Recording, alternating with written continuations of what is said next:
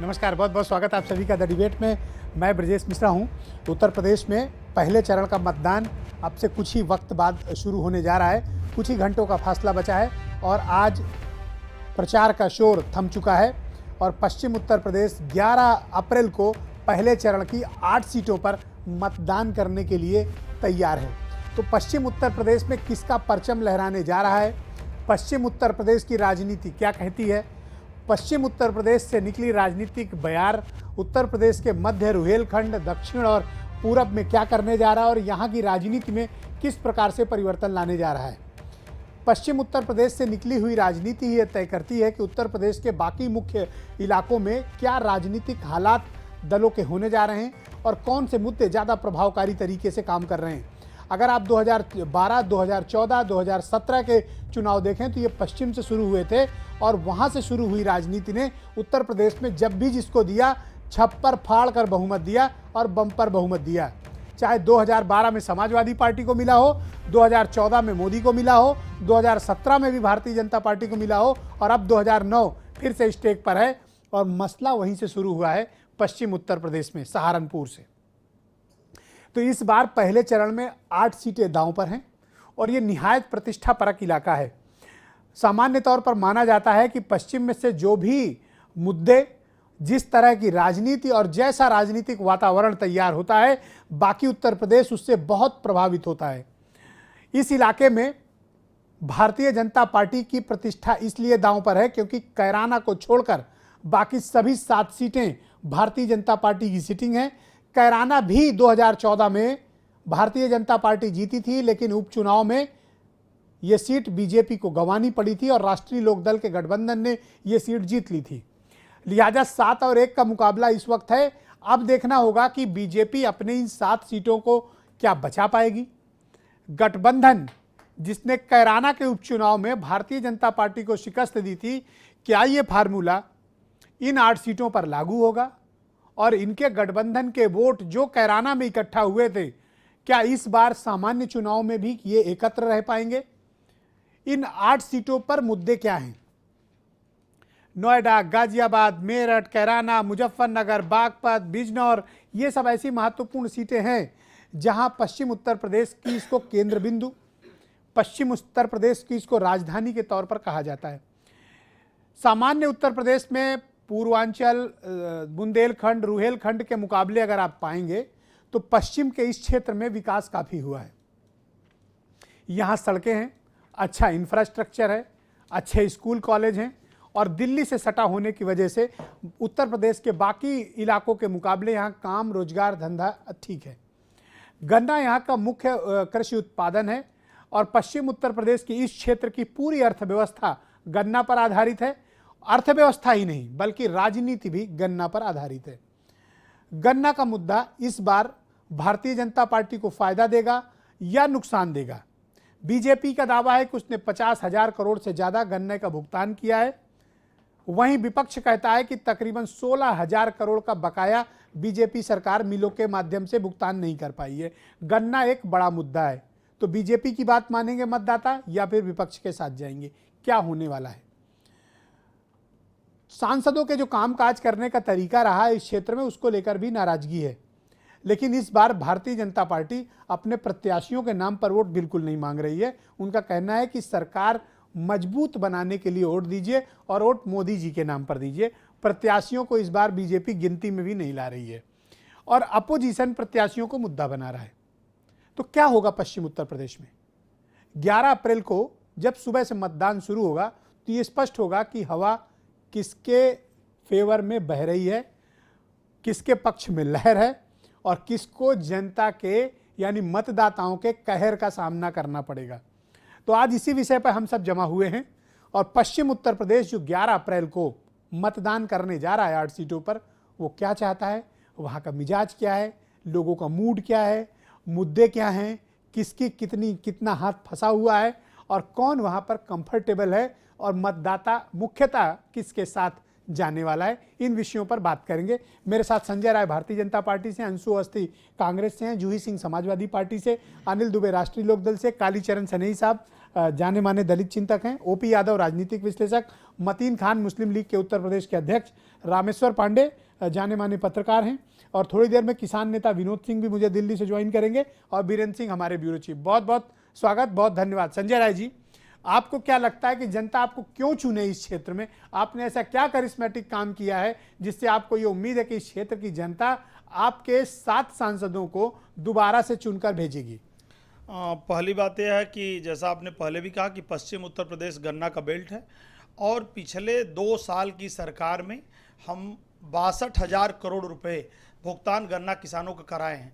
और एक ऐतिहासिक बात हुई है कि 2 बार उत्तर प्रदेश की सरकार ने बैंकों के माध्यम से 5-5 हजार करोड़ रुपया सॉफ्ट लोन दिलवा करके जो है किसान के खाते में सीधे पैसा भिजवाया, क्योंकि चीनी मिलों का चीनी बेचने के बहाना और देर करने के से बचने के लिए कि ठीक हम पैसा दिला रहे हैं, आप चीनी बेच करके वापस करना। एक दूसरी बात, बहुत सारे वहाँ किसानों का क्षेत्र है, बिजली को हमने ठीक किया है। बहुत जहाँ बिजली नहीं थी 5 साल में बिजली के खंभे और तार वहाँ पहुँचे, बिजली की उपलब्धता सुनिश्चित किया, और गरीब वर्ग को जो जिनके पास पैसे नहीं कनेक्शन के होते थे उनको सौभाग्य योजना में फ्री में हमने बिजली उपलब्ध कराया।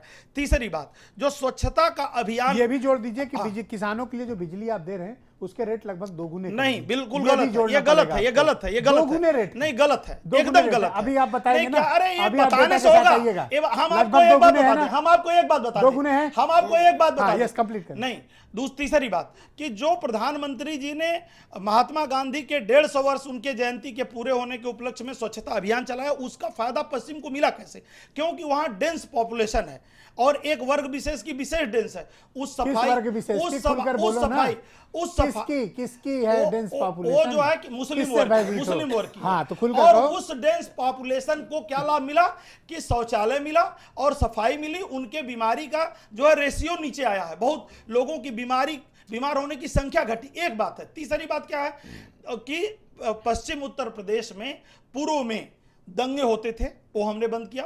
योगी जी के आने के बाद दंगे नहीं हुए, 0% दंगा है, 0 दंगा, जो कि पिछली सरकार में सैकड़ों और हजारों में एक बुलंदशहर की आप लेके मत रहे। अब ये अपनी बात रखिए। दूसरी बात कि पश्चिम उत्तर प्रदेश में अपराधी माफियाओं का तंत्र था, जो वसूली करते थे, महीने में पैसे लेते थे, उनकी वसूली बंद हुई, और बहुत सारे अपराधी सरकार के भय से अपनी जमानतें रद्द करा करके जेल में गए हैं। हाँ। अपनी जमानतें रद्द करा करके। और एक बात कि हिंदुओं का पलायन कई शहरों में हो रहा था, एक कुछ लोगों के दबाव में मुद्दे पे आ गए। हिंदुओं का पलायन इस पूरी सरकार में रुका है। हिंदू पलायन वहां नहीं कर रहा, तो लोगों को पता है कि एक और सड़क हमने बनवाया, वहां सड़कों का जाल बिछा है, जो है दिल्ली से निकलने वाली सड़कें 6-6 लेन की सड़कें बनी हैं, बहुत सारी स्टेट की हाईवे को नेशनल हाईवे में मेरठ को आप दिल्ली से जोड़ नहीं पाए। 40 किलोमीटर की रोड नहीं बनी। हमने 40 किलोमीटर की रोड में कौन सा रोड बना रहे हैं अगर आपको पता होगा? नहीं तो आज तक मेरठ जुड़ा क्यों नहीं? नहीं, बिल्कुल जुड़ा क्या? काम प्रगति पर है। बहुत ही खर्चीला और बहुत ही आधुनिक रोड वो बन रहा है, पेरिफेरियल। और कोई मुद्दा बचा आपके पास? तो सड़क हमने दिया, बिजली हमने दिया, किसान को वहां सुविधा दी, वहां जो है अपराधियों पे कंट्रोल किया। जूही सिंह जी, ऑलराइट, जो भी एक वो सब कुछ हमने दिया है। ऑलराइट, जूही सिंह जी, 8 सीटों पे जो मतदान होने जा रहा है 11 अप्रैल को, पहले चरण का, 1 सीट सिर्फ आपके पास है, आपके सहयोगी राष्ट्रीय लोकदल के पास। आप मुझे बताइए कि आप में ऐसी क्या बात है आपके गठबंधन में कि जनता आपको वोट करे? वोट आपको क्यों करे?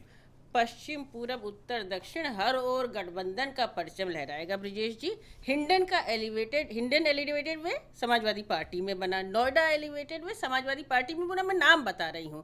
आप कह रहे हैं मैंने गन्ना किसानों का भुगतान किया, मैं बता रही हूँ कि गन्ना किसान को पर्ची तक नहीं मिल पा रही है। आपके मिल मालिक पर्ची लेकर रख ले रहे हैं। एक मिल मालिक की अगर आपने आरसी काटी हो, एक मिल मालिक पर आपने एक्शन किया हो, 16,000 करोड़ रुपया आपका बकाया है। कहीं आपने न्यूनतम समर्थन 62,000 करोड़ भुगतान कर दिया। यस, हम कर रहे हैं ऑन रिकॉर्ड। ये तो हर वर्ष होता है। जब हम भी मार्च में आए थे तो 96% भुगतान हो चुका था। 16,000 करोड़ रुपया जो बकाया है वो 14 दिन पुराना है। या तो प्रधानमंत्री झूठ बोल रहे हैं, योगी आदित्यनाथ तो झूठ बोलते ही हैं। खैर, उनकी तो कोई बात ही नहीं है। वो मुख्यमंत्री क्या बता रहे हैं? अपराधी, सबसे बड़े अपराधी तो मुख्यमंत्री पद पे सुशोभित है। आईपीसी के बहुत बड़े बड़े धाराओं में अपराधी। पर आपको वोट क्यों दें? जनता क्योंकि वोट क्यों हमने दे? काम किया है और हमारा काम बोलेगा और हम आरएलडी और ये बसपा कह रहे के बड़ा साथ रास्ता उस्ता बनवा दिया, हाईवे वगैरह बनवा दिया वो है। कंफ्यूज है एक्चुअली। मैंने आपको 2 हाईवे बताए, सारे जिला मुख्यालयों को 4 लेन 4 वे से समाजवादी पार्टी में जोड़ा गया। इनको शायद पता नहीं होगा, हम बता दें आपको। दूसरी बात यह कि आपने किसान को न्यूनतम मूल्य क्यों नहीं दिया? आपने 1 किलो आलू भी नहीं खरीदा, आलू भी वहां उगता है। आपने मक्के की कोई खरीदारी नहीं की वहां किसान की। हमारा मुद्दा है किसान, जवान, महिला और साथ ही सामाजिक न्याय, जिसकी लड़ाई हम लड़ रहे हैं। क्योंकि भारतीय जनता पार्टी है भारतीय झूठी पार्टी। इनका आप वो क्या होता है जो नया इन्होंने डॉक्यूमेंट निकाला है, संकल्प पत्र, हाँ हाँ, मतलब जो भी है वो उसमें ये क्या बातें कर रहे हैं। और उत्तर, अच्छा ये बताएं कितनी स्मार्ट सिटी बन गई? सुन ले, ये एक बार बताएं स्मार्ट तसल्ली से सिटी नोट कर कितनी लीजिए। बन गई? स्मार्ट स्वच्छ भारत की बात करते हैं, स्मार्ट सिटी बता दें कितनी बन गई। कहे तो रहे मुसलमानों को कितने शौचालय दिए? सभी मुसलमानों को देखिए, भी यही शौचालय दिए। इस तरह हाँ, की जिससे निम्न- सफाई डेंस हुई, पॉपुलेशन में सफाई मुसलमानों हुई, को उनकी शौचालय। बीमारियां कम हुई। धार्मिक बहस में बीमारियां ये कम बढ़ हुई। अभी सकते हैं। मतीन मैं खान से हिसाब पढ़ना भी नहीं करेंगे। चाहती, ना इनका स्तर है ना मेरा होना चाहिए। मेरा तो नहीं है। All right, ये अनिल आपका इतना स्तर बड़ा है तो क्या आपको डिबेट में पर्सनल आना ही नहीं रिव्यू का- चाहिए। क्या ये बात स्तर की है? बात करें मैम, तो प्लीज, मैं मैम, क्यों प्लीज, बहुत बड़ा है। नो इनका पर्सनल स्तर बहुत कमेंट, बड़ा है तो नो क्यों पर्सनल रहना कमेंट। चाहिए? Thank क्यों you. I रहना चाहिए? request you, इनको I घर request अपने रहना you. चाहिए, बहुत बड़ा स्तर है तो अपने घर रहना चाहिए, डिबेट में जाना ही नहीं चाहिए। आप थोड़ी तय करेंगे कि उनके अरे नहीं जो तो ये जो क्यों गिला कहेंगे रहे कि जो है कि स्तर नहीं है? नहीं, जो नहीं, गिला पर्सनल जो कमेंट ना नहीं करेंगे। है, नहीं, ये क्यों कहेंगे कि स्तर नहीं है? ठीक ये है कौन सी भाई, बात है? एक महिला कोई के प्रति परेशान उनका होने व्यवहार की बहुत और आवश्यकता खराब नहीं है। है। आप हमको शिक्षा न दीजिए। कोई परेशान ये होने चरित्र की हाँ, दर्शाता ये है, महिला जो है बहुत कि ही ये निम्न है। और बहुत और ये सपा संजय राय कम से कम बसपा और थोड़ी राष्ट्रीय शर्म लोकदल, ये संस्कार तीनों है, जातिवादी संस्कृति। पार्टियों का गठबंधन है, जाति पार्टियों का गठबंधन है। कोई विकास नहीं है, कोई विकास मुद्दा नहीं है, मैं चाहता कि हम जाति पार्टियों का व्यक्तिगत गठबंधन है। आक्षेप से जाति पार्टियों का व्यक्तिगत- गठबंधन है, देखिए, कोई विकास नहीं, आप कोई सबको मुद्दा आप सबको मेरी एक सलाह है मैंने कुछ कि कहा? व्यक्तिगत आक्षेप से हर किसी को बचना चाहिए। आप लोग पॉलिटिकल भाई, पार्टी के मैं भी लगा रही, रिप्रेजेंटेटिव हम हैं, तो नहीं लगा रहे अपने हैं। अपने मुद्दों मैं की भी बात लगा कर रहे हैं। रही हैं। अनिल दुबे कह रहे 62,000 करोड़ का भुगतान कर दिया। अच्छा, ये इनका ये दावा है कि बिजली कोई रेट बढ़ाए नहीं, बिजली के रेट तो इन्होंने सब जगह बढ़ाए, किसानों के ऊपर बढ़ा दिए सारे। पर ये नहीं कह रहे नहीं बढ़ाया। नहीं, अभी इनको तो ये तो हर चीज झूठी बोलते हैं, तो हर चीज कह देंगे कि ये हमने किया, और उसके बाद अगर आप विरोध करोगे तो कहेंगे आप अच्छा, एक काम कह रहे देश विरोधी हो। 62,000 करोड़ रुपए भुगतान 16,000 करोड़ अभी भी बाकी अगर है, और ये 15 दिन पहले का ना भुगतान हुआ हो, ये तो मैं 15 दिन कल से पहले का। किसी भी डिबेट में जाना बंद कर दूंगा। ये मैं बात किसी है, भी अगर ये- किसी भी डिबेट में नहीं जाऊंगा। अगर ये अगर बता- 62,000 करोड़ रुपया आपके ना बिजली जाने बोर्ड से से क्या किया पिछले 2 साल मिल जाएगा? में मत किया। आप इस विषय से आपके डिबेट एक मैं में जाने चाहता हूं और कि- न जाने का प्रश्न नहीं है। आप ये बता दीजिए कि 16,000 करोड़ रुपया बाकी नहीं है, तो हम जो है आपसे बात करना बंद कर 16,000 को देंगे। करंट हम आपके ऊपर आरोप नहीं करंट लगाएंगे। ईयर क्या हमें गलत साबित कर दीजिए ना, हमें गलत साबित कर दीजिए। आप बता दीजिए कि 16,000 करोड़ रुपया नहीं है। आप बता दीजिए कहाँ पर बिजली सस्ती है। बिजली 2 गुना महंगी है, 2 गुना महंगी है। आप ये बताने का काम करिए ना। आप बताइए सिंचाई के साधन कहाँ आपने दे दिए? आप बताइए गन्ना किसानों को लागत का 1.5 गुना मूल्य कहाँ दे दिया? आप बताइए ना। कितना बकाया है? 16,000 करोड़ रुपया आज 15 दिन पहले का बाकी है। तो गलत कह रहे गलत है यार। ये तो गलत कहेंगे ही। कोई जांच करा लीजिए। इनके समय में कोई ब्रिजेश बोला जी नहीं, इनको पिछले शामिल हफ्ते गलत बात। ब्रिजेश जी ये 5,000 डिबेट आपकी करोड़ खराब रुपया है। एक हफ्ते में आपकी डिबेट को लाखों लोग आप करोड़ों बोल रहे लोग हैं, सब देखते हैं, बोलेंगे। गलत। ब्रजेश जस्ट जी, वेट, जस्ट वेट। हाँ। ये इनकी तो आदत है कि ये जो कहें वो सही है। अगर इनका विरोध करो तो आप जो है देश विरोधी झूठे। हो, आप झूठे हो। ये तो झूठ को दूसरे के मुंह में रखना, अपनी बात दूसरे के मुंह में रखने की इनकी आदत पड़ी हुई है। 16,000 पहले करोड़ राउंड में रुपया कंप्लीट कर 15 दिन पहले का है। अब तो और ज्यादा बढ़ और गया है। ज्यादा अब वो 20,000 करोड़ हो गया होगा। लेकिन हमारे पास जो आंकड़े हैं वो 15 दिन पहले के। आपको जनता 16 क्यों वोट दे? क्या नहीं, कारण है? हमने किसानों के लिए संघर्ष किया। पश्चिमी उत्तर प्रदेश गन्ने की बेल्ट है, और गन्ने पर भारतीय जनता पार्टी ने किसानों के साथ अच्छा सलूक नहीं किया। उनको पर्ची नहीं मिली, उनका गन्ना नहीं खरीदा गया, और वो अपने दाम के लिए, अपने रेट के लिए भटकते रहे। अच्छा कर दिया, अब तो नहीं, दंगा ही नहीं होता है। अब तो दंगा ही नहीं होता नहीं, है। लॉ एंड ऑर्डर बुलंदशहर में कहां से वो इंस्पेक्टर मर गया? वो कहाँ का लैंड ऑर्डर था? पश्चिमी उत्तर प्रदेश में जगह जगह जो मैम प्लीज। पश्चिमी उत्तर प्रदेश में जगह जगह ठोको पीटो इस तरह की बात। मुख्यमंत्री जो है इस तरह से ब्यूरोक्रेसी में सरकार का भय होता आपसे है। पूछ के बोलेंगे नहीं, क्या? हमसे पूछ के नहीं बोलेंगे। मुख्यमंत्री तो प्रदेश का होता है, उसका भय होना चाहिए ब्यूरोक्रेसी पर। और ब्यूरोक्रेसी बिल्कुल स्वतंत्र है कि जिसको मर्जी उसको ठोक दो, जिसको मर्जी उसको मार दो। आपके इस हिसाब से तरह की ब्यूरोक्रेसी चीजें। होनी अपराधियों चलेगी? को, एक केवल सेकंड। अपराधियों क्या को। आपके हिसाब से नहीं, ब्यूरोक्रेसी अपराध चलेगी? उसका पैमाना क्या होगा? नहीं, सरकार ठीक है, आप सरकार चला रहे हो, आपका भय कहां सरकार में रह गया? आप कहते हो सब सारी चीजें ठीक है, लॉ एंड ऑर्डर ठीक है। कहां लॉ एंड ऑर्डर बुलंदशहर में चला गया था आपका? आप 2 सीट पे लड़ रहे हो और आप सवाल इतने उठा रहे नहीं हो। तो क्या मैं 2 सीट पे नहीं लड़ रहा हूं, मैं हम 78 सीट पर लड़ रहे हैं। हम तीनों लोग मिल करके लड़ रहे हैं। इसमें कहीं 2 सीटों के भ्रम में न रहें। सब लोग मिले हुए हैं, सब लोग मिल करके काम कर रहे हैं। Alright, Anshu Awasthi, thank you so much, आपने डिबेट को ज्वाइन किया। कांग्रेस के बारे में एक धारणा पश्चिम उत्तर प्रदेश में ये बनी, बिजनौर वगैरह की सीट पे देख के, कि आप साहब वहाँ वोट कटवा की भूमिका में है, कांग्रेस वोट काट रही है गठबंधन के, इसमें कितनी सच्चाई है?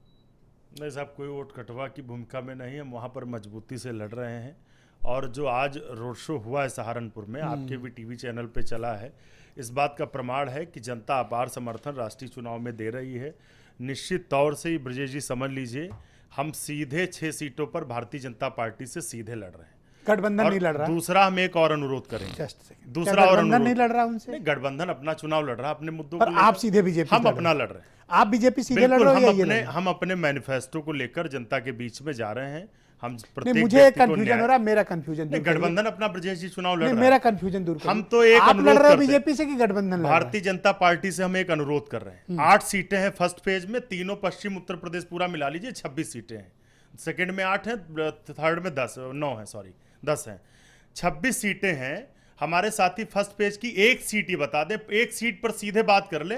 कैराना हो, मुजफ्फरनगर हो, बागपत हो, मेरठ हो, जो भी बिजनौर, जो भी बात करना चाह रहे हो, जिस पर ये दावे के साथ कहते हैं किस समीकरण से जीत रही बीजेपी, एक सीट बता दे उस 8 में। हम 8 या 26 में बात कर हाँ, बोल- बोल ले, रहा एक सीट नोट पर। कर लो, आठ, नोट कर लो। एक मिनट पूरी बात हो जाए। दूसरा ब्रजेश जी, जो सबसे बड़ी बात है कि किसानों को इन्होंने ठहराया आप है, वोट इसमें क्यों कोई दे, कांग्रेस को वोट क्यों दे? नहीं, निश्चित तौर से हमारा जो मैनिफेस्टो है वो प्रत्येक व्यक्ति को 72,000 रुपए वार्षिक, क्योंकि जो गरीब व्यक्ति, हम जाति धर्म की बात नहीं कर रहे, इन्होंने कहा सिर्फ मुसलमानों को शौचालय दिए, हम तो सबकी बात कर रहे हैं। हिंदुओं को भी मिले, Dense जाट को मिले, population में ईसाई को दिया मिले, इन्होंने, मुस्लिम को बीमारी मिले, कम हुई। सभी को मिले 72,000। 5 साल में 3,60,000 रुपए दे रहे हैं। प्रत्येक जो नौजवान, वहां की सबसे बड़ी समस्या गंगा को लेकर ये बात करते हैं। एक बार भी बैठक नहीं हुई, 7% सिर्फ बजट रिलीज हुआ। गंगा वहां से करीब पर एक 6 बात जिलों से बताइए, अगर निकलती है। कांग्रेस इतना सीरियस थी तो राहुल गांधी ने एक रैली भी नहीं की। प्रियंका जी ज्योतिरादित्य रैली कर रहे सिंधिया सिर्फ नोएडा आकर चले गए, जबकि पश्चिम उत्तर प्रदेश के ऊपर भारी हैं। सिर्फ प्रियंका गांधी, वो भी आज वो गई, वो भी सहारनपुर और बिजनौर में रोड शो करके चली हैं। कांग्रेस गंभीर नहीं है उस क्षेत्र में चुनाव लड़ने में, ये मेरा सवाल है आपसे। ब्रजेश जी, और अगर मैं गलत हूं तो आप मुझे बताइए। ब्रजेश जी, कांग्रेस पूरी तरीके से गंभीर है। गाजियाबाद प्रचार में- तक नहीं किया अंशु जी मैं उसी आपने। का जवाब- मैं उसी का जवाब दे रहा हूँ। प्रचार की जहां तक बात है, ज्योतिरादित्य सिंधिया जी सभाएं कर रहे हैं। नोएडा, ओनली नोएडा। मैं दूसरा बता रहा हूँ, गाजियाबाद में हमारी नेता प्रियंका गांधी जी रोड शो में गई, लाखों की भीड़ उमड़ी, लाखों की, आपके चैनल ने भी चलाया। शामली में गई, लाखों की भीड़।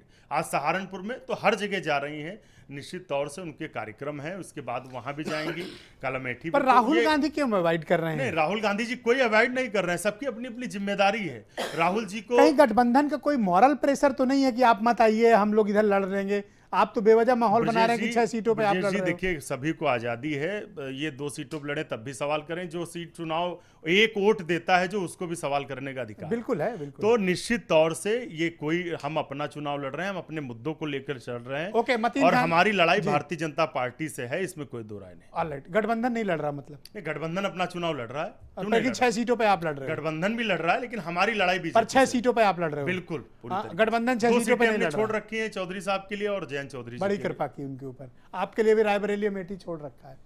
मतीन खान जी, डेंस पॉपुलेशन में शौचालय दे दिए, आप लोगों के यहाँ बीमारी का रेट कम हो गया, बीमारी की दर कम हो गई, और क्या चाहिए? इतना तो मिल गया। नहीं नहीं, बहुत सही है। ये चुनाव प्रधानमंत्री जी का है। अब आप कंपेयर कर लीजिए भाई साहब कि प्रधानमंत्री कैसा होना चाहिए, और कि जिसने 2018 में 1 करोड़ नौकरियां लोगों की ख़त्म कर दी, 1 करोड़ जो व्यापारी थे उनका व्यापार ख़त्म हो गया। अब ऐसा प्रधानमंत्री चाहिए है कि जो पढ़ा लिखा हो, या ऐसा प्रधानमंत्री चाहिए कि कम पढ़ा लिखा हो? ऐसा प्रधानमंत्री चाहिए कि जो एक्सपीरियंस हो, पार्लियामेंटेरियन, अच्छा पार्लियामेंटेरियन हो, जो बोर्डली फैसले ले सकता हो। आपके ऐसा हिसाब से कौन है पार्लियामेंटेरियन ऐसा? हो। आपके हिसाब से कौन है ऐसा जो आपके पैमाने पे खड़ा हो? भाई आप देखिए, जो जोड़ने का काम कर रहा हो, जिसने पश्चिम और उत्तर को जोड़ने का काम किया हो, कौन है? जिसने उत्तर से दक्षिण तक जोड़ने का काम किया हो, अरे वो बताओ है ना। राहुल गांधी। UPA okay. सरकार का जो प्राइम मिनिस्टर का ओके, दावेदार है। ओके। आप उसके कंपेयर कर लीजिए कि प्रधानमंत्री क्या उनसे ज्यादा काबिल है? क्या क्या उनसे मुस्लिम ज्यादा लीग, नाउ पार्लियामेंट इट्स का क्लियर ना, एक्सपीरियंस रखते हैं क्या? नाउ इट्स संसद का? पिक्चर क्लियर क्या कि उनसे- मुस्लिम लीग राहुल गांधी को प्रधानमंत्री पद का उम्मीदवार घोषित करती है। करेक्ट? नहीं बिल्कुल, इसमें क्या हरज है भाई? यूपीए मैं कौन सा हरज कर रहा हूं? मैं तो सरकार का एक अपना धड़ा है कंफ्यूजन मुस्लिम लीग, क्लियर कर रहा हूं। और यूपीए ये चाहता है कि ऐसा प्रधानमंत्री हो कि जो हर मामले में सक्षम हो, जो पार्लियामेंट की कार्रवाई के बारे में जानता हो। मुस्लिम लीग के झंडे और हरे रंग से एतराज है बीजेपी को। नहीं, हरे रंग से झंडे से अगर एतराज है तो वो अपना झंडे से हरा रंग क्यों नहीं हटा देते हैं? वो पोत दे हरा रंग को। आज आपके स्टूडियो का रंग हरा है, पूरे दुनिया का जो प्रकृति का रंग हरा है, क्यों हरे रंग से नफरत करते हैं? यही तोड़ने की राजनीति करते हैं। इसी राजनीति को खत्म करने के लिए राहुल गांधी जी हैं। यही चाहते हैं कि वो एकता का राज चले, ये चाहते हैं कि डिवाइड हो, ये चाहते हैं लोगों को जात बरादरी और मजहब के नाम पे डिवाइड कर दें। राहुल गांधी जी चाहते हैं मुसलमानों का तुष्टीकरण नहीं करेंगे, सारे लोग एक समान है, कह रहे हैं। नहीं, ये कहने की बात है, ये पता नहीं ये कहां से ले आए। मुझे तो लग रहा है इन्होंने काटा होगा। जैसा अभी आपने कहा था मेरठ डोमिनेटेड इलाका है, इसलिए दिल्ली से जोड़ नहीं रहे। यही तो वजह है, क्यों नहीं जोड़ रहे? अच्छा, आप लोग रहते हैं इसलिए नहीं जोड़ रहे हैं। मॉब लिंचिंग करेंगे, दलित आ जाए तो मॉब लिंचिंग करेंगे, जोड़ेंगे। ये तोड़ने का काम करते हैं। ये दलित आपके कौन लगते हैं? आप अपनी कम्युनिटी की बात अब करिए। ये देखिए कि राजनीति कौन कर रहा है, राजनीति कौन कर रहा है और कौन बेसिकली काम कर रहा है। यूपीए सरकार ने जो वादे किए थे वो वादे पूरे किए। जो मोदी सरकार ने वादे किए थे उसमें आप क्या बताएं कि हम क्या कहें? किसी के बारे में आ जाएगा सीधे एक बात बताओ तो, कर रहे हैं। आप पश्चिम उत्तर प्रदेश की इन 8 सीटों पर किसको सपोर्ट कर रहे हो? कांग्रेस को या फिर गठबंधन को? देखिए, सारे के सारे चाहे कोई भी गठबंधन हो, यूपीए का धड़ा है। कमिंग टाइम में सारे के सारे लोग यूपीए में आएंगे और दलित तो फिर ये बात और मुसलमान, जो ज्ञान हमें दे रहे हो वो ज्ञान कांग्रेस को दो ना। बिल्कुल, क्यों लड़ रही है जो दलित पिछड़ा मुसलमान है? नहीं, एक बात देखो, मतीन खान, आप पकड़े गए हो। आप मुझे ये बताओ कि मुसलमानों को मुस्लिम लीग किसके लिए सपोर्ट चाहती है इन 8 सीटों पर? हम चाहते हैं यूपीए सरकार है जो भाजपा को नहीं, तो गठबंधन के लिए आप साथ हो। नफरत की राजनीति को सुनो खत्म मतीन कर खान, सके। आप पकड़े गए हो। आप मुझे बताओ, क्लियर करो, एक चीज क्लियर करो, आप इन 8 सीटों पर गठबंधन के साथ हो कि कांग्रेस के साथ हो? देखिए, जो इस फासिस्ट फोर्सेस को खत्म कर सके, जो संविधान की रक्षा कर सके, लड़खड़ाने लगी आपकी, जो वादे किए हुए पूरा कर सके, वो होना चाहिए। किसको सपोर्ट कर रहे हो, कांग्रेस को कि गठबंधन को? बताओ भाई। ये तो यूपीए के तो सभी धड़े हैं, चाहे कांग्रेस हो चाहे महागठबंधन हो, यूपीए के तो धड़े हैं। और यानी इन 8 सीटों पर कांग्रेस के लिए वोट नहीं चाहिए। ओके, मैं मुसलमानों को सीधे कहता हूं कि वो सिर्फ उसका काम है बीजेपी को सत्ता से हटाना, झूठों को सत्ता से हटाना है। ऑलराइट, विनोद आनंद मेरे साथ जुड़े हुए, बहुत जाने माने किसान नेता हैं और किसान आंदोलन से निकले हुए नेता हैं। बहुत धन्यवाद विनोद जी। पश्चिम उत्तर प्रदेश की इस गन्ना बेल्ट का किसान क्या चाहता है, उसकी क्या समस्याएं हैं? बीजेपी का कहना है कि उन्होंने बहुत भुगतान किया है, तकरीबन 62,000 करोड़ का, 62,000 करोड़ का। हमारे पास जो फैक्ट है वो कहता है कि किसानों का जो बिजली की दर है वो लगभग 2 गुने के आसपास बढ़ गई है, जबकि इनकी पार्टी के प्रवक्ता क्लेम करते हैं कि कोई रेट नहीं बढ़ा है। गन्ना किसानों की वास्तविक प्रॉब्लम वहां पर क्या है?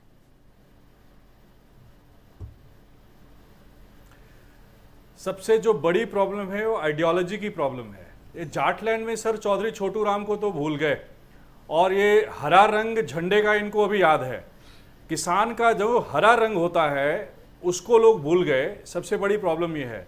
रही बात 62,000 करोड़ की, तो किसान को आप वो भी मत दीजिए, क्योंकि 62,000 करोड़ रुपया देते हो किसानों के जेब में तो आता नहीं, वो तो फैक्ट्री के चीनी मिल मालिकों की जेब में जाता है। यदि किसान को आप फ्री छोड़ दें, आप किसान को सब्सिडी देना भी बंद कर दीजिए, सारा कुछ बंद कर दीजिए, उनको वो सारी बाजार उपलब्ध करवा दीजिए, उनको विज्ञान उपलब्ध करवा दीजिए, तो वो स्वयं आपको गन्ना क्या, आपको सारी जो जितने बाई प्रोडक्ट आपके होते हैं वो सारा आपको उपलब्ध भी करवा देंगे, और ये जाटलैंड की पूरी पॉलिटिक्स भी बदल जाएगी। मेरे ख्याल से सबसे अच्छा जो कल बहुत सारी पार्टियों के मैनिफेस्टो आए हैं, लेकिन जो कल मैनिफेस्टो आया है उसमें सीधी सीधी बात की जा रही है कि किसानों की आय कैसे दुगनी हो। उनमें उन्हीं चीजों की बात की जा रही है कि जाटलैंड में जो सर चौधरी छोटू राम ने जो मूवमेंट शुरू की थी वो कैसे होने चाहिए, जाट कैसे होने चाहिए, किसान कैसे होने चाहिए, और शायद यही दिशा तय करेगी। ये तो बाकी चीजें तो गौण रहती है, आज जाती है कल आती है, एक चुनाव हमारे देश में एक त्योहार है, लेकिन जो 72,000 करोड़ रुपए या फिर जो किसानों को 5 साल तक एक फ्री क्रेडिट कार्ड देने की जो योजना है, यानी कि उसमें जो उनका इंटरेस्ट अच्छा, आपको लगता क्या है, ये बात उसको महसूस माफ होती करने है की योजना है कि और इस उसको बार 3% किसानों का सब्मिट करने मुद्दा की योजना है। इस बार इन के चीजों चुनाव से में काफी सेंटर फर्क स्टेज पड़ेगा पे आ किसानों गया? को। किसानों का मुद्दा इस बार राजनीति के सेंटर स्टेज में आ गया बहुत लंबे समय के बाद। जी बिल्कुल, हम लोगों ने इस पे काफी मेहनत की है। आप देख रहे होंगे कि 2016 से हम लोग लगे हुए हैं एकदम मुख्य रूप से, जब आपने काफी मदद की और जो पूरी मीडिया ने मदद की किसानों की बात आगे रखने के लिए। और जो किसानों की राजनीति, जो वैसे भी किसान नेता कालीचरण हमारे सनेही हुआ साहब को भी करते थे, जो जोड़ना 500 चाहता हूं। रुपए में जिनके कुर्ते पैजामा धुलते थे।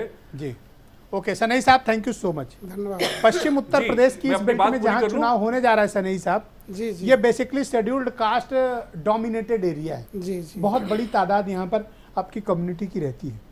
आप लोग क्या चाहते हैं, किस तरह का राजनीतिक वातावरण चाहते हैं, आप लोग के मन में क्या चल रहा है, आपके मुद्दे क्या हैं और आपके मुद्दे क्या एड्रेस किए गए और किन मुद्दों के आधार पर आप लोग वोट करने जा रहे हैं?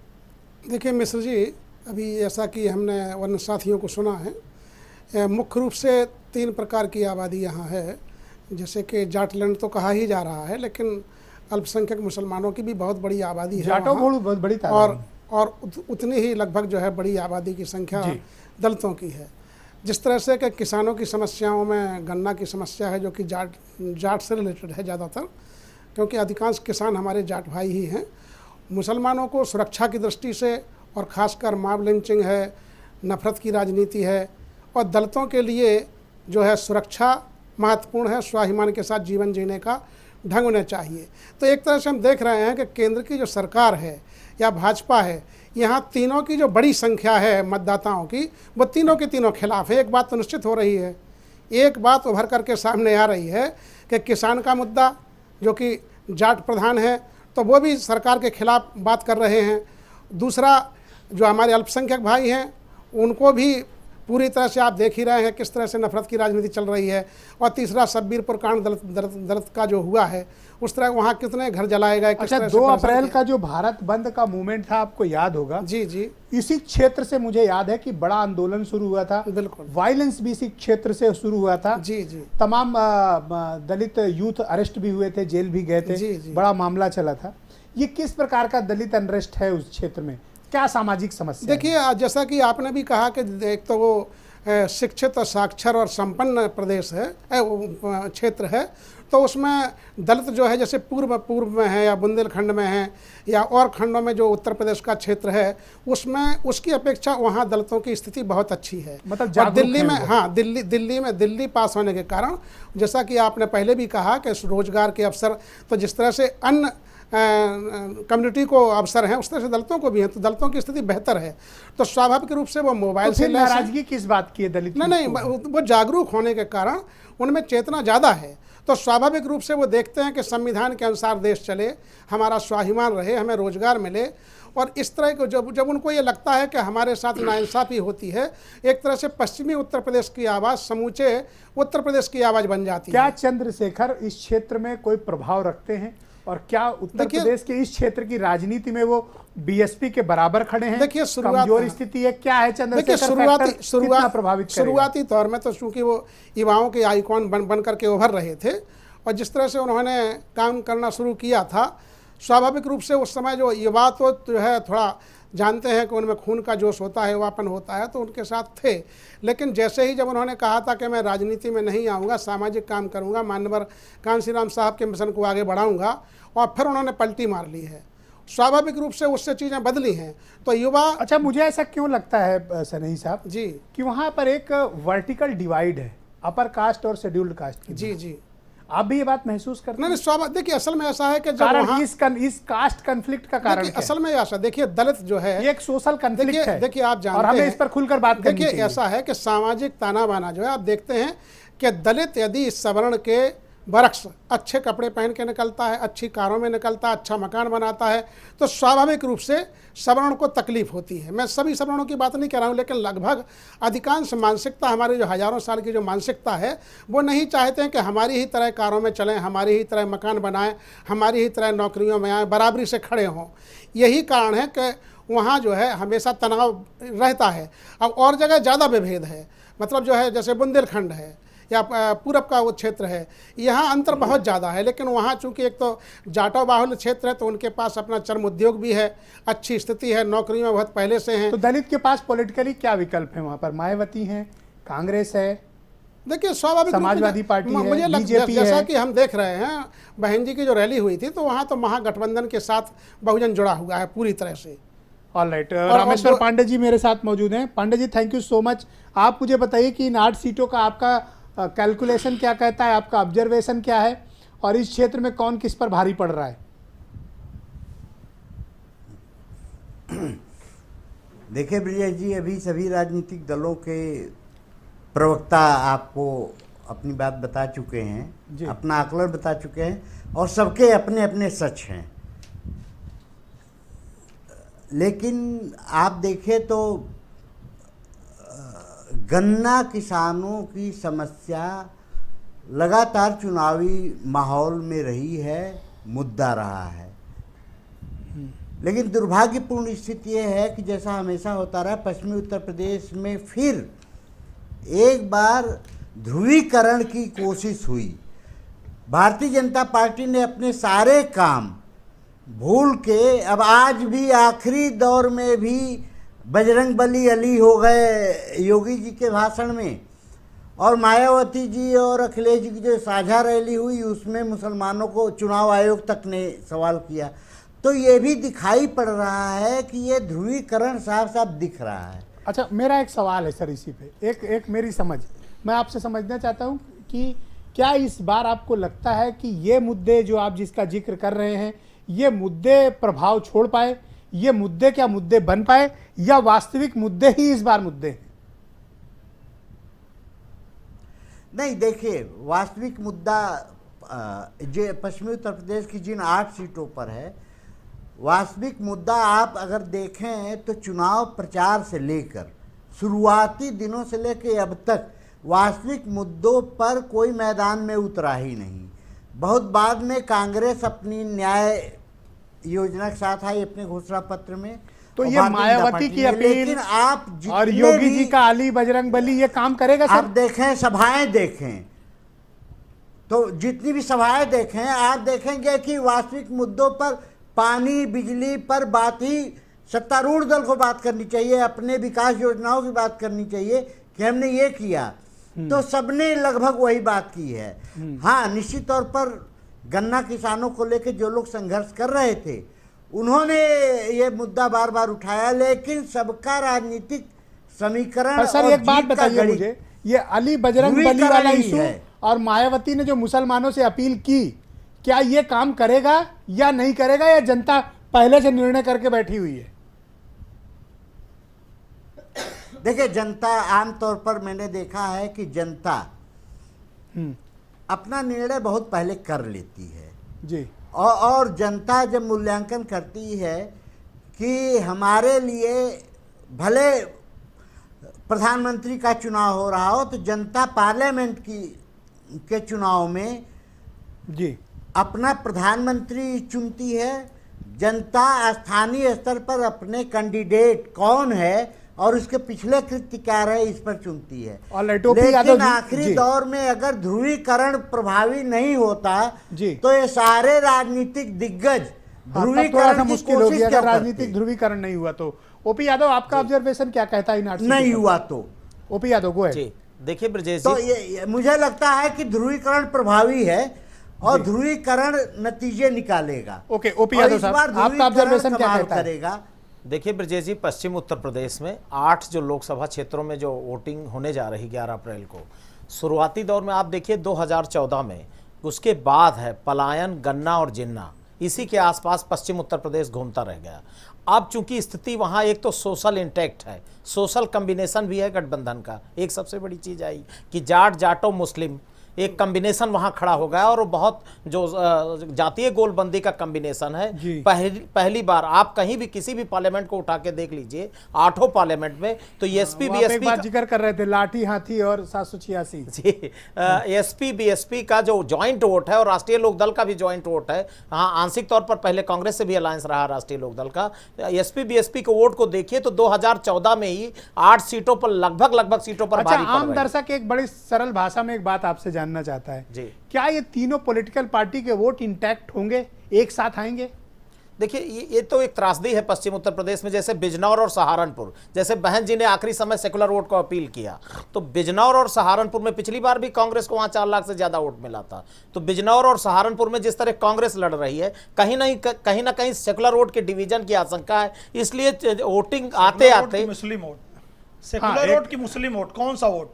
मैं मुस्लिम वोट की बात कर रहा हूं। मुस्लिम वोट को आप विश्लेषण की भाषा में समझिए तो संजय राय जी खुश होने लगे। नहीं, बात आ जाए, आपकी बात आ जाए, मेरी बात आप अपना पॉइंट क्लियर नहीं करना चाहिए जब मायावती खुद मुस्लिम कर रही हैं। जी, ओपी यादव साहब। अच्छा, दूसरी बात सबसे बड़ी चीज सर वहां पर है, पश्चिम उत्तर प्रदेश में जो कुछ अपोजिशन को करना था वो किसान आंदोलनों ने किया, किसान संगठनों ने किया। ये बड़ा काम जो अपोजिशन को करना था। बीजेपी के लिए क्या सिनेरियो इन सीटों पे? देखिए, बीजेपी के साथ जैसे सैनी वोट है, अपर क्लास का वोट है, और जो अपने कोर एजेंडे के आसपास आप देखिए अली बजरंग बली होने लगा, या गठबंधन के भी बड़े नेता शुरुआती दौर में नहीं गए रैलियां करने, या कांग्रेस के नेता सिग्निफिकेंट तौर पर रैलियां करने गए। होगा वहां पर, पोलराइजेशन होगा? देखिए, बहुत ज्यादा संभावना इसलिए नहीं है कि बहुत बैलेंस रहा गठबंधन भी और कांग्रेस की लीडरशिप भी बहुत बैलेंस रही, इसलिए वो मौका नहीं दिया। किसके साथ जाएगा? जाट? देखिए, जाट जैसे चौधरी अजीत सिंह ने जाट और मुस्लिम एकता पर भी काफी काम किया। वोट ट्रांसफर की जो बात आती है कि जाटों का जो वहां पर सोशल कॉम्बिनेशन जो थोड़ा सा वो रहा है, उस पर भी काफी एकता सम्मेलन हुए, काफी काम किया। तो काम करेगा, ये आइडिया क्लिक करेगा? देखिए, जो सोशल कॉम्बिनेशन बना है वहां जाट और मुस्लिम का, वो बहुत मजबूत इंटैक्ट बना है। और इस बार इन 8 सीटों पर भारतीय जनता पार्टी को, इसके बीच में कैसे एकता हो पाएगी? देखिए, एकता होने का सबसे बड़ा कारण यह है कि चूंकि जो स्थिति बन रही है, वो 8 सीटों पे जो स्थिति बन रही है, एक तो मुद्दे हैं, उनके पास मुद्दे हैं, जैसे सामाजिक न्याय के मुद्दे पर गठबंधन जा रहा है, मैदान में जा रहा, और दूसरा सबसे बड़ी चीज ये है कि सर्वाइवल ऑफ द फाइटेस्ट वाली बात आ गई। तो जब सर्वाइवल फंसा हुआ है तो सारे लोगों वीरेंद्र सिंह भी हमें ज्वाइन कर चुके हैं। वीरेंद्र, 8 सीटों पर अब मतदान होने जा रहा है, बस कुछ ही घंटे बचे हैं, तो क्या माहौल है इन 8 सीटों पर? क्या फीडबैक आपके पास है?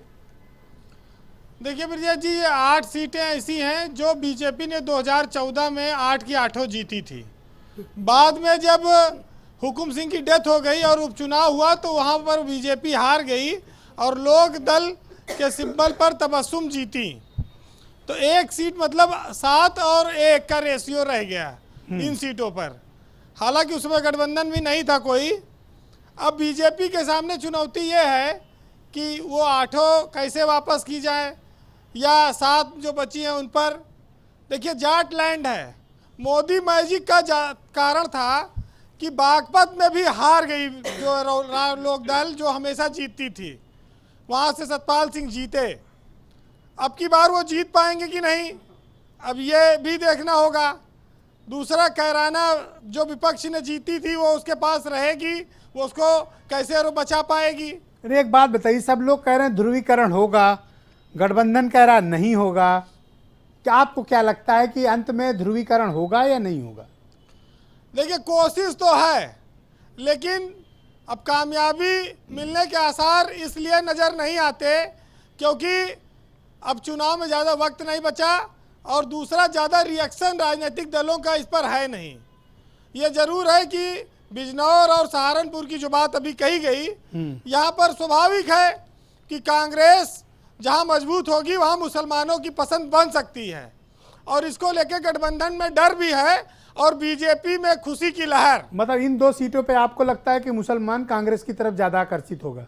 बिल्कुल ऐसा लगता है कि चूंकि कैंडिडेट इनके मजबूत हैं, अच्छे कैंडिडेट हैं कांग्रेस के, तो वो अपना प्रभाव उनका भी है, और रोड शो भी हुआ है प्रियंका गांधी का, तो काफी हद तक वो मुस्लिम वोटों का ध्रुवीकरण हो सकता है जी ब्रजेश जी। लेकिन देखिए, बाकी जाट लैंड है, जाट एक बार चूक कर गया, अब वो सोच रहा है कि उस गलती को न दोहराएं, जैसा कि लोग कहते हैं। अच्छा, जाट बहुत होशियार भी होता है, क्यों बेवकूफ बहुत लंबे समय तक नहीं बना सकता उसको ब्रजेश जी। एक किस्सा सुनाऊं आपको कि एक जाट की होशियारी किस्सा है कि एक जाट अपने खेत में ट्यूबवेल लगवाना चाहता था। तो उसने सोचा कि ट्यूबवेल लगवाने से पहले किसी बाबा से पूछ लूं कि कहाँ पानी निकलेगा, वहीं खोदवाऊं। तो एक ठग संत उसको मिल गए, तो उन्होंने कहा बच्चा मैं बता दूंगा। गए खेत में देखो के और बोले इस कोने पे खुद बोरिंग कराओ, पानी निकल आएगा। और तो जाट बहुत खुश हुआ, उसने कहा बाबा बहुत अच्छी बात। तो बाबा बोले मेरा 2100 रुपया दक्षिणा दो। तो जाट ने कहा कि 2100 बहुत ज़्यादा। अच्छा बाबा ऐसा है कि दक्षिणा लेने से पहले हमारे घर आज खाना खाने आ जाओ। तो पत्नी से कहा अच्छे पकवान बनाओ, बाबा को खाने बुलाए हैं। और जब खाना परसा गया तो जब चावल आया तो जिस कटोरे में चावल आया था उसमें पहले नीचे घी डाल दिया और ऊपर चावल रख दिया। तो जब बाबा ने देखा तो कहा कि भाई ये चावल कैसा है, इसमें तो घी नहीं है। तो जाट ने जूता निकाला और उस जो ठग संत था उसको 2-3 जूता मारा और कहा कि जब तुझे जमीन के ऊपर से 200 फीट नीचे पानी दिख गया तो 2 इंच नीचे कटोरी में घी है, ये नहीं दिख रहा है। तो ये जाट कोई इतना बेवकूफ़ कौम नहीं है कि एक बार ठगो, 2 बार ठगो, बार ठगो। तो कहीं ना कहीं तो आज का साहित्य पेश करिए, थोड़ा वक्त का अभाव है। देखिए सियासत किस करवट बैठेगी कोई नहीं कह सकता। जो 8-0 से आगे थे वो 7-1 पे आ गए। तस्वीर बदल भी सकती है। उपचुनाव में बीजेपी तीनों हारी भी है, फिर उसे करिश्मे का सहारा है। तो अब देखिए कोई झूठों की टोली में कोई महफिल में बैठा है और कोई दौलत के मद में ख्वाब की झिलमिल में बैठा है और वो करके पैतरेबाजी है खुश फिर जीत जाएंगे। पता उनको नहीं जो इस बार शहर के दिल में बैठा है। बहुत बहुत शुक्रिया वीरेन जी, बहुत बहुत धन्यवाद।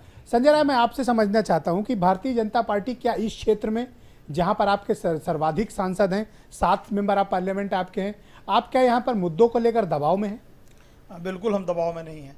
और ब्रजेश जी, गुजरात चुनाव में एक बार कांग्रेस ने कैंपेन शुरू किया तो वहां जो है मौत के सौदागर वहां के एक बड़े नेता ने शुरू किया। बोलने सुनिए, आपको भी बोलना है ना, तो आप अपने नंबर पे बोलिए। तो वो जो है उसी तरह से इस बार जो है नहीं, इस राउंड फ्री डिबेट है। इस बार जो है कि मायावती जी ने गठबंधन के मंच से जो है कम्युनल पॉलिटिक्स शुरू किया, कम्युनल बात शुरू किया। हमने तो नहीं शुरू किया, हम बिल्कुल विकास की बात पर थे। दूसरी बात कि वहाँ जिस प्रकार से लड़कियाँ स्कूल जाने में योगी जी की सरकार के पहले डरती थी, हिंदू को लड़कियाँ स्कूल जाना बंद कर देती थी छेड़छाड़ के डर से, छेड़छाड़ के डर से। वह जो है कि वह रुका है, वह पूरी तरह से रुका। और तीसरी बात, जहां तक कांग्रेस का सवाल, मैडम तो अब लगातार फिर हम भी बोलेंगे, लगातार हम भी बोलेंगे फिर। दूसरी तीसरी बात, हिंदू लड़कियां जा नहीं पाती थी। कांग्रेस पार्टी पूरे प्रदेश में, न केवल पश्चिम में, पूरे प्रदेश में गठबंधन को हराने के लिए काम कर रही है। कांग्रेस पार्टी पूरे प्रदेश में, न केवल पश्चिम में, हराने के लिए चुनाव लड़ रही है। गठबंधन को नहीं, यहाँ बैठ करके कोई बता रहा यूपीए के, कोई बता रहा कुछ है, कहीं कुछ है। अच्छा, नहीं, हमको प्रॉब्लम नहीं है, हमको प्रसन्नता है। प्रॉब्लम क्यों है? हमको बिल्कुल प्रॉब्लम नहीं है, हमको प्रसन्नता है। एक बड़ी आपने बहुत बड़ी बात कही कि हिंदू लड़कियां जा ही नहीं पाती, स्कूल नहीं जा पाती, पढ़ाई नहीं करती। ऐसी बातें कमाल हो गया। ऐसा मुजफ्फरनगर का दंगा इसी विषय पे हुआ था। अखिलेश सरकार में पूरे मुजफ्फरनगर का दंगा इसी विषय पर था। यही बात मुजफ्फरनगर दंगे का कारण जो अखिलेश की सरकार में हुआ था, यही मुद्दा था। लड़कियों के साथ जो है तमीज भी नहीं है। तमीज तो पूरे सपा के पास नहीं है, तमीज तो आपके नेता अखिलेश यादव के पास नहीं है, तमीज तो पूरे समाजवादियों को नहीं है, तमीज तो अखिलेश यादव के पास नहीं है, तमीज आपके पास केवल एक है, आपके पास केवल है और पूरे पार्टी में आपके पास नहीं है, पूरे पार्टी में आपके नहीं है, आपके पास अकेले है, आपके पास अकेले है, अखिलेश यादव के पास नहीं है। जो अपने चाचा को गाली देते हैं उस अखिलेश यादव के पास तमीज नहीं है। जो अपने चाचा को पार्टी से निकाल दिए उनको तमीज नहीं है। जो अखिलेश यादव अपने पिताजी माननीय मुलायम ये तो बहुत आपने अध्यक्ष ले लिया, ये संसदीय बात है। तमीज अगर आप सिखा सकती हैं तो अखिलेश यादव को सिखाइए। एक सेकंड सुनिए, एक सेकंड अखिलेश यादव को ओके ऑलराइट, जो अपने एक सेकंड शांत कूल डाउन उस Akhilesh Yadav what's wrong with you? आप तमीज अच्छा एक इन्होंने बात करती है तो अखिलेश यादव को बताइए। पूरे समाजवादी पार्टी में तमीज don't make it personal, don't make it personal. मेरे अध्यक्ष का नाम लेने के अखिलेश यादव जी को सिखाइए कि अपने चाचा को क्यों पार्टी से निकाल ओके ऑलराइट, अपने पिताजी से क्यों संजय शांत, okay alright, okay alright, all शांत, ओके। मैम एक इन्होंने इंपॉर्टेंट पॉइंट रेज किया कि आपकी जब हुकूमत थी तो हिंदू लड़कियां स्कूल ही नहीं जा पाती। इसी पे मुजफ्फरनगर दंगा। जी ये झूठ बोल रहे हैं, आगे हम बढ़ेंगे। हम कोई आप ही के सवाल पर रिप्लाई, आप ही के सवाल पर रिप्लाई। बेरोजगारी मुद्दा रहेगी, बेरोजगारी मुद्दा है, सामाजिक न्याय मुद्दा है। चाहे रामेश्वर पांडे जी बैठकर कितनी भी उम्मीद करें कि ध्रुवीकरण होगा, होने वाला है नहीं। मुद्दों की सियासत होगी, मुद्दे पे किसान समझाइए यस अंशु बीजेपी को ये प्रॉब्लम है कि आप इनका वोट काट रहे हैं। ओके जस्ट सेकंड, आप दोनों साथ okay yes Anshu go ahead just second ma'am please, alright yes go ahead. इनको क्या प्रॉब्लम है आपसे कि आपका मैम आई रिक्वेस्ट यू, मैं रिक्वेस्ट सबसे बड़ी बात आप दोनों लोग पर्सनल हो रहे हैं, तुम इस लायक नहीं हो कि किसी का नाम ले सको। आप इस तरह से बदतमीजी ना करिए मैडम, बदतमीजी ना करिए मैडम, बदतमीजी ना करिए।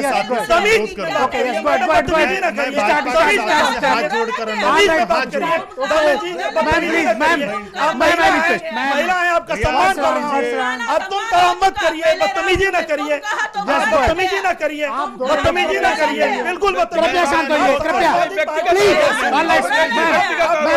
मैम क्या कर रहे हैं? ओके समाजवादी मुझे आप दोनों के माइक बंद करने पड़ेंगे। पार्टी चाहती है कि असली जो गुंडाई करती है, लफंगाई करती है, उसको आप स्टूडियो में मत लाइए, स्टूडियो में मत लाइए। कूल डाउन देखिए पानी पीजिए। Ma'am I request you please. देखिए मैं अनुरोध करता हूं, आपका महत्वपूर्ण चैनल है, इस पर आप करोड़ों लोग अपनी बात देखते हैं। कहें। लोग चाहते हैं कि असली मुद्दों पर बात हो। हाँ भारतीय जनता पार्टी से मैं तो अनुरोध करता हूं कि आप इधर उधर की बातें सारी करते हैं, आप क्यों नहीं बात करते हैं कि गन्ना किसानों की बात जो पश्चिम का मुख्य मुद्दा है, डेवलपमेंट को लेकर बात हुई, आपने सवाल किया बिजली पे 300% इन्होंने बढ़ाया है, 300% 300% बिल बढ़ाया है। दूसरा गंगा जी को लेकर जो बात है, बराबर गंगा जी सबसे ज्यादा प्रदूषित हो रही, कोई काम नहीं किया। आज मेरठ का जो 4 लेन है अभी भी इनकम्प्लीट है, और मोदी मिल गाजियाबाद में उसका बड़ा प्रकरण ब्रजेश जी आपके चैनल पे था, हजारों कर्मचारियों को वहां से बेघर किया गया। इनके मंत्रियों ने जा के आश्वासन दिया, उस पर कोई कार्रवाई नहीं हुई। सबसे बड़ी बात, बार बार जो अपराध को लेकर बात हो रही है, आप याद करिए कि कितना यमुना एक्सप्रेस वे पे महिलाओं के साथ बलात्कार हुए, वहां पे घटनाएं हुई, इनके मंत्रियों के उलूल जुलूल बयान भी आए, मैं उस मंत्री का नाम नहीं लूंगा। पश्चिम में बराबर अपराध बढ़े हैं। तीसरा, जेवर एयरपोर्ट का सबसे बड़ा बहुत महत्वपूर्ण मुद्दा है, वहां के किसान बराबर धरने पर हैं, अधिग्रहण को लेकर जो मुआवजा उचित नहीं मिल रहा है। हमारे प्रदेश अध्यक्ष और नेता भी गए वहां पर, कौन से किसान भाजपा उस पर बात नहीं, तो हम सारे मुद्दों को लेकर बात किसानों को दूसरा किसान धरने पे जेवर एयरपोर्ट लेके बैठा नहीं है। देखिए दूसरी बात मैं ये फिर से भटका रहे हैं। भारतीय जनता पार्टी इसीलिए मुद्दों से हट रही क्योंकि इनके पास उपलब्धियां नहीं है। ब्रजेश जी, कल का जो घोषणा पत्र है उससे ये खुद परेशान है। अगर इनके घोषणा पत्र में कुछ दम होती तो जरूर उस पर चर्चा करते। मुख्य तौर पर क्या सिर्फ गन्ना किसानों का ही इशू है इस क्षेत्र में? देखिए पश्चिमी और कोई बड़े मुद्दे नहीं है पश्चिमी उत्तर प्रदेश। अब दूसरा इन्होंने कहा कि जब समाजवादी पार्टी की गवर्नमेंट थी तो हिंदू लड़कियां स्कूल नहीं जा पाती था। गन्ना किसानों को पैसा बकाया था। इसी से पर ये 16,000 करोड़ बकाया है, आज भी बकाया है। भाई आप मुद्दों से गन्ना का पैसा आप बोल रहे थे, हम लोग नहीं बोल रहे। अच्छा ये नहीं बोले बीच में। हाँ बोलिए, आप जब बोल रहे थे, आप बोलिए, छोड़िए आप बात बोलिए। देखिए इन बातों का संजय पूरे राजी पश्चिमी उत्तर हताश प्रदेश- हैं। हाँ, एक सेकंड पूरे प्लीज। उत्तर प्रदेश की जनता, पश्चिमी उत्तर प्रदेश की जनता जानती है कि जब दंगे हुए थे तो किन्होंने दंगे कराए थे, उन दंगों को भड़काने का काम किसने किया था, इस पर बहुत विस्तृत जाने की जरूरत नहीं है। क्यों नहीं पूरा जरूरत है? बिल्कुल। पूरा देश, पूरा प्रदेश जानता है कि भारतीय जनता पार्टी दंगाइयों के साथ खड़ी थी, दंगाइयों को भड़का रही थी, दंगे को करवा रही थी। उनकी वजह से वहां पर पलायन की बात, उन्होंने झूठे पलायन की सूची दे दी और जिससे कि दंगा भड़के। ये तो भारतीय जनता पार्टी ने अभी काम ठीक किया। है, माहौल की और नहीं। वहां पर अब तो माहौल वहां बन गया, बिल्कुल सद्भाव का वातावरण है। अब इनकी वहां उसी में पे परेशान काट है की हानि नहीं बीजेपी। चढ़ने वाली है। अब लोग इनको जान इनकी चुके। फसल नहीं अब बन वहां पा रही है। पश्चिमी उत्तर प्रदेश में गन्ना चलेगा, पश्चिमी उत्तर प्रदेश में आलू चलेगा, इसके अलावा वहां कुछ नहीं चलने वाला है। वहां पर गन्ना और आलू का किसान, ओके, मतीन खान, वहां पर वो अपने मतीन खान रेट को कितनी लेकर भी के आप परेशान कोशिश है। कर लो, लेकिन ध्रुवीकरण आप भी नहीं कर पाओगे। नहीं, ध्रुवीकरण देखिए नहीं, आप, कोशिश बहुत किया आपने। नहीं, हमने कोई ध्रुवीकरण की कोशिश नहीं की। भाई साहब देख लीजिए, ये जिस अंदाज में भाजपा ने जो एक नफरत का बाजार गर्म करने, कभी जिन्ना को लेकर के, कभी AMU को लेकर के, कभी अच्छा, आपका बाबरी झंडा मस्जिद को पाकिस्तानी लेकर झंडा क्यों है भाई? के। जी, आपका झंडा पाकिस्तान के कलर में क्यों है? नहीं, ये तो हरा है या क्या नहीं? इलेक्शन आयोग में रजिस्टर्ड है, वो इलेक्शन आयोग इसका जवाब देते। वो तो कलर से, अब कलर से किसी को नफरत हो जाए, अब हमारी दाढ़ी और टोपी से नफरत हो जाए तो क्या किया जाए? इसी चीज को अब खत्म करना है। अच्छा। इस देश की आम जो दबे कुचले कमजोर तबकात थे और मुसलमानों ने इस चीज को रिकॉग्नाइज कर लिया और यही डोमिनेट कर रहे हैं और यही इनको उखाड़ फेंकेंगे। इन 8 सीटों में देख लीजिए भाई साहब, 8 से 0 आ जाएंगे, ये 7 से 0 पे आ जाएंगे। मायावती ने जो यही अपील की- हालात है। मायावती ने जो अपील की, आप उसके साथ हैं? बिल्कुल, जिस तरह से उन्होंने कहा है कि वोट देखिए बंटने ना पाए, किसी भी कांग्रेस नहीं हाल लड़ में पाएगी बीजेपी से, ये कहा है। ऐसी सरकार आपकी को प्रिय उखाड़ पार्टी। फेंकना है जो देश के मुखालिफ हो, जो बेरोजगारी को बढ़ा रहे हो, जो GDP को देश के हालात को बदतरीन कर दिया हो, नोटबंदी करके पूरे देश को तबाह बर्बाद कंगाल कर दिया हो, किसान खुदकशी करने पे मजबूर हो जाए, अल्पसंख्यक डर के मारे घर से ना निकले, मुसलमान जो है मॉब लिंचिंग कर दी जाए, 2 अप्रैल जैसी घटना कर दी जाए, इस तरह के हालात हैं। ओके, तो विनोद लोग आनंद, त्रस्त हो विनोद गए आनंद, हैं क्या और वाकई त्रस्त का में मामला इस यह बार है सिर्फ कि वो गन्ना का सत्ता से मुद्दा है उखाड़ पश्चिम के फेंकेंगे क्षेत्र में? और विनोद आनंद जी। जी देखिए, जहां तक बात है, कई तरह के मुद्दे आज उठ रहे हैं। मुख्य रूप से आपका चैनल किसानों का सर्वप्रिय चैनल है, तो मैं आपके माध्यम से एक बात बता देना चाहता हूं। किसान सब कुछ देख रहा है। किसान की कोई जाति नहीं होती, किसान का कोई धर्म नहीं होता, किसान का खेत होता है और किसान की फसल और किसान का बाजार होता है। और आप इस बात को याद रखिएगा। मैं सभी राजनीतिक दलों से हाथ जोड़ के निवेदन कर रहा हूं कि कृपया कर इतना मूर्ख किसानों को ना समझें कि आप खिलाफत मूवमेंट से लेकर और मुस्लिम लीग जो अब तक जितनी बातें कर रही हैं, मायावती, समाजवादी और तमाम लोग, हम मूर्ख नहीं हैं।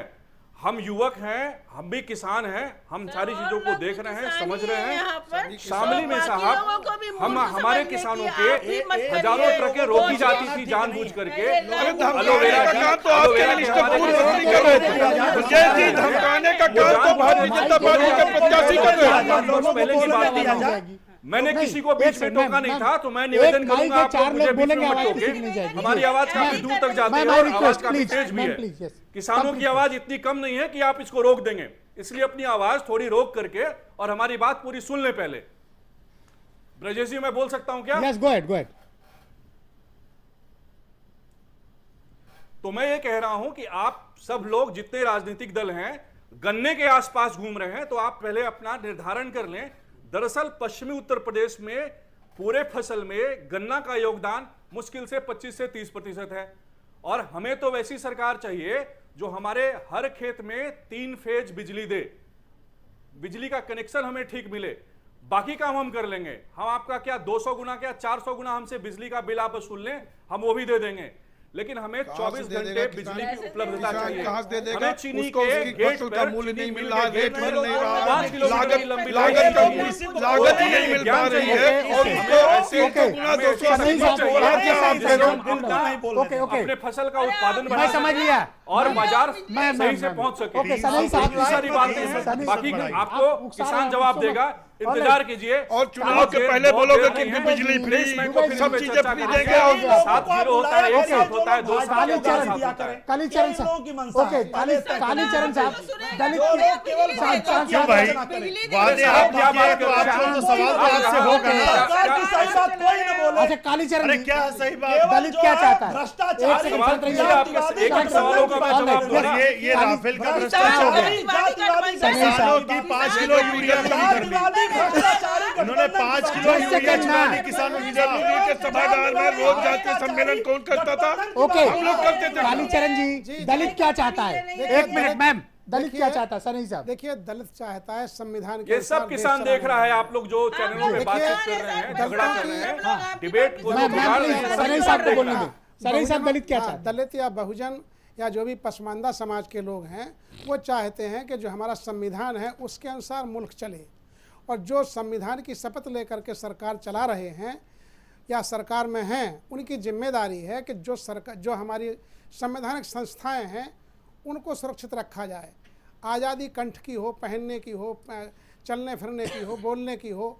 हम लोग क्योंकि हजारों वर्ष तक जिनकी जुबानें बंद रखी गई, अब उनको फिर से प्रकारांतर से जुबान बंद की जा रही है। ये बात आपकी गलत है, निहायत रूप से ये गलत है। सामाजिक नहीं, तौर नहीं, पर निहायत रूप से आपकी बात गलत है। देखिए, कोई जुबान घोड़ी किसी की पर नहीं रोक रहा है। चढ़ने से कोई वही रोका जुबान गया किसी था। की नहीं रोक रहा है। अरे आपको जातिवादी भ्रष्ट पार्टियां कासगंज की जातिवादी सम्मेलन सबसे ज्यादा आपने किए। अरे यही विश्वेश्वरैया सभागार में रोज हर जाति के सम्मेलन आप करते थे और आरोप सबसे ज्यादा जातिवादी सम्मेलन तो हर रोज तड़प रही है कि हम सत्ता में आए और भ्रष्टाचार हो गया। क्या हो गया? मैम एक मिनट, सनी साहब बड़े नहीं, सनी साहब बड़े चिंता कर, उनकी बात सुन ले एक बारी। देखिए, बात बाबा सुन साहब लीजिए, की जो मंशा थी जी कि हमारा मुल्क विविध प्रकार का है, विविध प्रकार के लोग हैं, विविध प्रकार की संस्कृति है, भाषाएं हैं, धर्म हैं, सबको लेकर के चलें, तभी जा करके माननीय प्रधानमंत्री जी नारा ठीक देते हैं, लेकिन काश वो उस पर अमल कर पाते अपने 5 साल में।